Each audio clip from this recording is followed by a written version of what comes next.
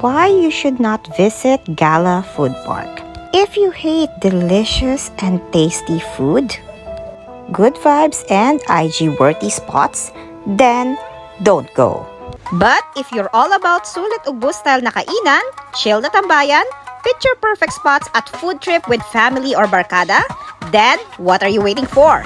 Gala Food Park is the place to be. It has a modern Japanese-inspired vibes na perfect pang IG at profile picture sa inyong social media accounts. And there's a lot more at the roof deck na pwede nyo ma-access using your VIP card.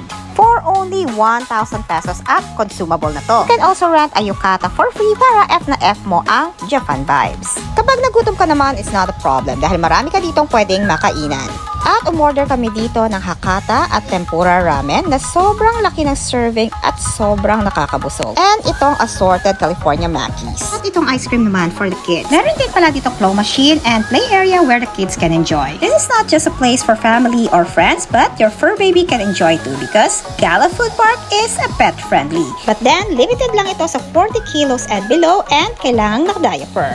O, diba? This is definitely a place for everyone. Kaya kung ako sa inyo, Gina dito sa Gala Food Park na located sa Honji Gardens, Pasay City. Yun lang! Bye!